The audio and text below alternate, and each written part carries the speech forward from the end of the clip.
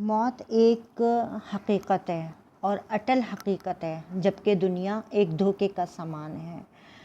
اللہ رب العزت قرآن پاک میں جگہ جگہ فرماتے ہیں کہ کل نفس ذائقۃ الموت، کل نفس ذائقۃ الموت، کہ ہر نفس کو موت کا مزہ چکھنا ہے۔ تو پھر ہم کیوں دنیا سے دل لگا کے بیٹھے ہوئے ہیں؟ کیوں ہم موت کو ایکسیپٹ نہیں کرتے؟ کیونکہ ہم موت کو ایکسیپٹ کریں گے تو ہم اللہ تعالیٰ سے رجوع بھی کریں گے۔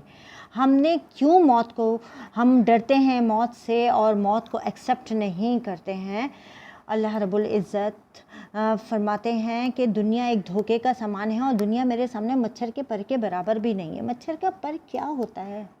مچھر کا پر کیا ہوتا ہے؟ اللہ رب العزت کے نزدیک تو دنیا مچھر کے پر کے برابر بھی نہیں ہے اور ہم اس سے دل لگائے بیٹھے ہوئے ہیں۔ موت اتنی بڑی حقیقت ہے، ہمیں وہ تسلیم کرنی چاہیے۔ ابھی حال ہی میں جو ایک پلین کریش ہوا ہے انڈیا کا، تو اس میں کتنے ہی مسافر تھے، 241 تقریباً۔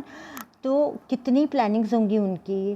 کوئی اپنے گھر جا رہا تھا، کوئی جاب کرنے جا رہا تھا، کوئی گھومنے جا رہا تھا۔ کتنی پلاننگز تھیں ان کی، اور سب دھری کی دھری رہ گئی۔ کون جانتا تھا کہ چند ہی لمحات میں یہ پلین جو ہے وہ کریش ہو جائے گا؟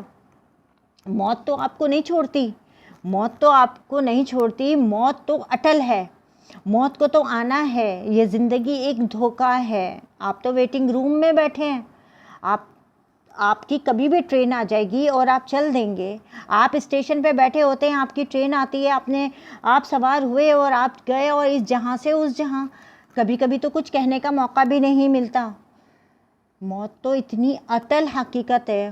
ان کو پتہ تھا پیسنجرز کو کہ اگلے لمحے یہ پلین کریش ہو جائے گا اور ہم کہاں چلے جائیں گے؟ ان کو کچھ بھی اندازہ نہیں تھا۔ موت آج دھمکے گی، موت آپ پکڑے گی، موت آئے گی۔ موت اٹل حقیقت ہے، موت آپ کو پکڑ لے گی۔ اور موت کے بعد کیا ہونا ہے؟ موت کے بعد آپ کو آپ کی کرنی کا پھل بھگتنا ہے۔ جو دنیا میں کیا، جو اپنی زندگی میں کرتے رہے، موت کے بعد آپ کو آپ کی کرنی کا پھل بھگتنا ہے۔ اس لیے اپنے معاملات صحیح رکھیے دنیا میں۔ اللہ رب العزت قرآن پاک میں فرماتے ہیں کہ میں نے دنیا میں انسان کو ایک خاص مقصد سے بھیجا ہے کہ میں دیکھتا ہوں کہ کون کرتا ہے اچھے اعمال، احسن عملا، کون اچھے اعمال کرتا ہے۔ اللہ رب العزت تو دیکھ رہا ہے کہ کون اچھے اعمال کر رہا ہے۔ تو اپنے اعمالوں پہ توجہ دیجیے۔ کتنی بڑی بڑی پلاننگز ہوتی ہیں نا، کتنے کہ کون میرا کیا بگاڑ لے گا، ابھی تو انجوائمنٹ کے دن ہیں، ابھی تو بڑی انجوائمنٹ کے دن ہیں، اور اتنے پلانس، اتنے بڑے بڑے منصوبے، اور پل کی خبر نہیں ہے۔ کتنی اموات میں نے ایسی دیکھی ہیں کہ کچھ بات کیے، کچھ کسی کو بتائے اور انتقال ہو گیا ان کا۔ تو ایسے لوگ بھی دیکھے، اور کھائی میں گر گئیں گاڑیاں، کھیل رہے ہیں تو موت آ رہی ہے، سو گئے تو اٹھے نہیں۔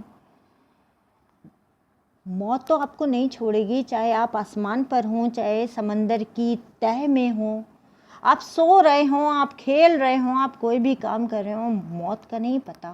موت ایک دھوکہ ہے، موت آنی ہے۔